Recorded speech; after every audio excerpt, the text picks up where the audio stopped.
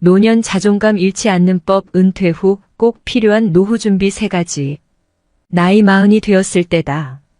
직장 생활을 시작한 지 엊그제 같은데 40이라니 갑자기 어른이 된 느낌이 들었다.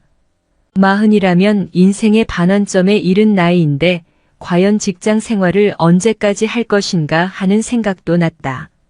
매체 보도를 보니 주된 직장에서 퇴직하는 나이가 50이라고 한다. 일단 나이 50에 퇴직하는 계획을 세웠다.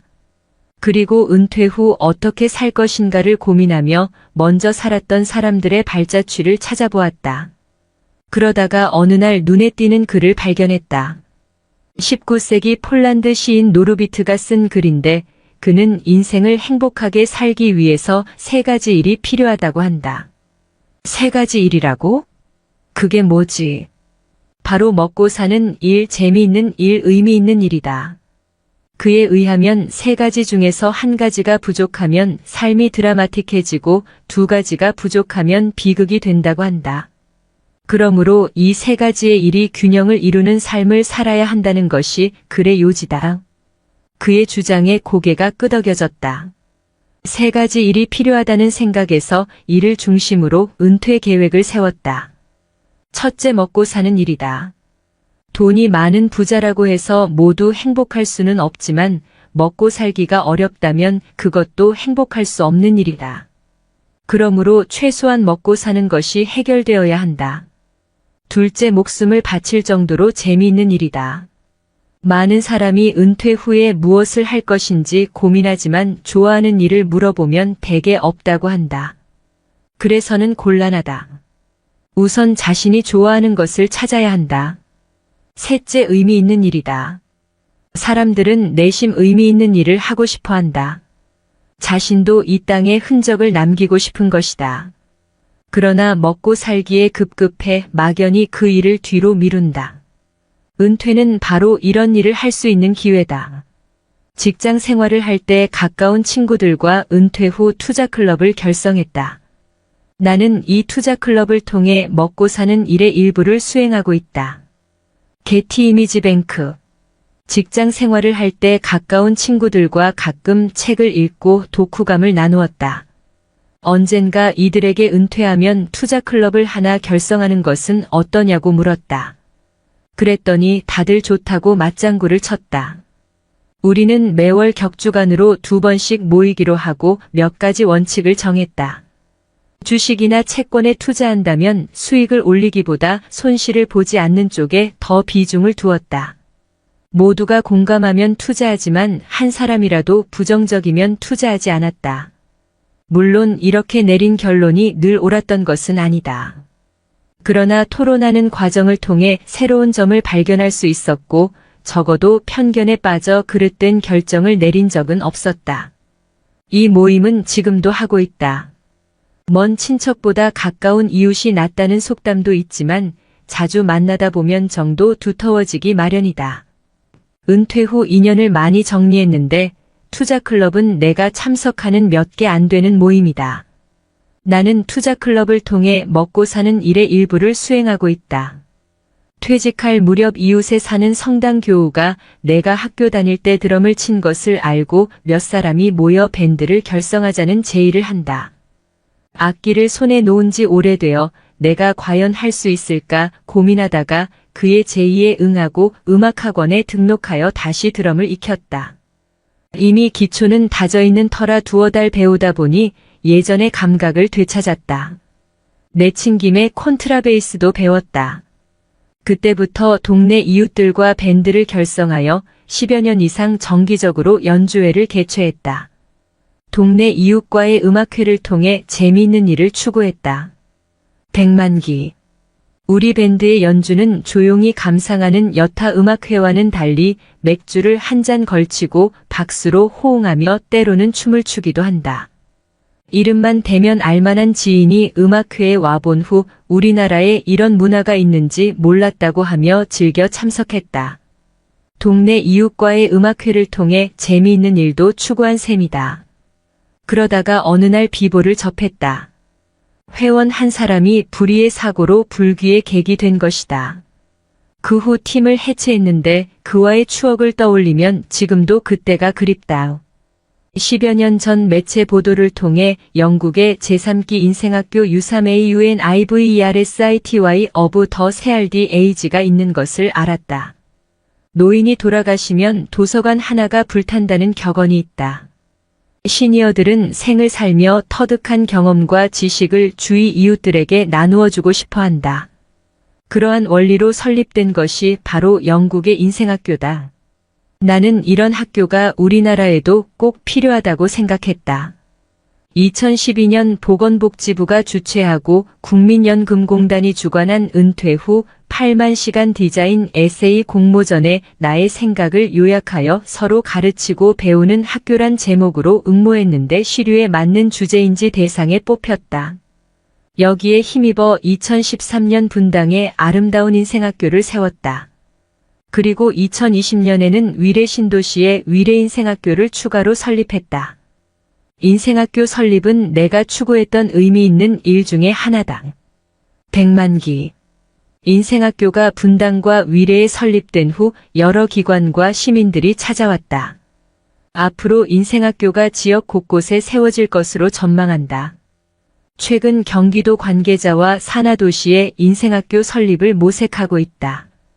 인생학교는 단순히 지식만 나누기보다 은퇴 후에 뭘 할지 모르는 이웃들에게 여러 가지 팁을 전해주고 친구가 되기도 한다. 통계청에 의하면 우리나라 노인의 자살률이 OECD 국가 중에서 1위라고 하는데 인생학교가 전국으로 보급되면 자살률도 어느 정도 낮출 수 있지 않을까 기대하고 있다. 인생학교 설립은 내가 추구했던 의미 있는 일 중에 하나다. 지금까지 노후에 행복하게 살 수 있는 일 3가지 즉 먹고 사는 일, 재미있는 일, 의미 있는 일의 사례를 소개했다. 사람마다 가치관이나 관심사 그리고 경제적 눈높이가 달라 어느 것이 정답이라고 딱히 정할 수는 없으나 노르비트가 권한 3가지 일이 인생 2막을 살아가는데 해답은 줄 수 있다고 본다. 흔히 은퇴 준비라면 먹고 사는 일에만 치우치기 쉬운데 3가지 일이 균형을 이루도록 후반생을 잘 설계해야겠다. 퇴직하면 뭘 하지 80대 선배들이 알려준 지금 해야 할 3가지. 퇴직하면 뭘 하면서 살아야 할까? 아무리 유능하고 성실한 직장인이라도 언젠가는 마주쳐야 하는 정년. 약간의 시간 차이만 있을 뿐 누구에게나 일선에서 물러나야 하는 때가 닥친다. 불안하고 막막한 퇴직 이후의 삶, 어떻게 준비해야 할까? 시행착오를 줄이려면 나보다 앞서 길을 걸어간 선배들의 조언이 유용한 길잡이가 된다. 80대 선배들이 퇴직하고 나서 이걸 하길 참 잘했다. 시간을 되돌려도 이것만은 꼭 하겠다고 추천하는 건 무엇일까? 일본 잡지 프레지던트가 이달 초 80대 남녀 200명을 대상으로 조사해 발표한 내용을 토대로 조선일보 행복한 노후 탐구가 퇴직 후에 해서 참 좋았던 3가지를 정리해봤다. 1. 건강하려면 많이 걷고 치아 관리하라. 80대를 건강하게 살고 싶다면 6070대부터 미리 준비해야 한다. 80대가 되고 나서 시작하면 늦다. 80살에 들어서면 몸이 하나둘 고장나기 시작한다. 보청기, 틀니, 지팡이, 약보따리가 일상이 되는 시기가 바로 80대다. 그래서인지 현재 건강 수준에 만족하십니까? 란 질문에 매우 만족한다고 응답한 80대는 전체의 14.5%에 불과했다. 오히려 만족하지 못한다는 부정적인 대답이 21.5%로 더 많았다. 인생 후배들을 위한 건강관리법에 대한 질문에는 평소에 열심히 걸어라라는 응답이 전체의 77%로 가장 많았다. 젊을 때부터 관리하면 좋을 신체 부위로는 응답자의 81%가 치아를 꼽았다. 그 다음 허리, 하반신, 눈, 머리 두발 순이었다. 김현정 서울대 치대 교수는 구강 건강이 나빠지면 노쇠 위험이 높아진다는 연구가 나와 있을 정도로 구강 건강은 노년기 삶의 질을 좌우한다면서 치아와 잇몸이 부실한 고령자는 영양 섭취를 제대로 하지 못해 기력이 금방 쇠하는데 이렇게 되면 근력 저하와 반복적인 낙상, 만성질환 악화 등의 위험이 커진다고 말했다. 고령 환자들 중엔 씹을 때마다 아파서 먹는 게 겁난다는 하소연을 많이 합니다. 구강 관리의 기본은 올바른 양치질입니다. 양치질은 나이가 들수록 더욱 중요하고 얼마나 제대로 하느냐에 따라 노후가 달라져요. 양치질을 제대로 하지 못하면 치아가 썩고 식욕 저하로 만성적 영양 불량 상태에 빠지기 쉽습니다. 요양원에 계신 어르신이 갑자기 식사량이 줄면 치과 질환을 의심해야 합니다. A. 자식한테 손 안 벌릴 만큼은 모아둬라. 노후 생활비는 평생 동일한 금액이 필요한 것이 아니라 나이가 들수록 점점 감소하는 경향을 보인다. 은퇴 직후엔 바깥 활동이 여전히 왕성하기 때문에 은퇴 이전과 비교해 생활비는 비슷하게 든다. 그러나 나이가 들수록 외부 활동은 뜸해지고 배우자 사망 등의 변수도 생겨 가계 씀씀이는 점점 감소한다.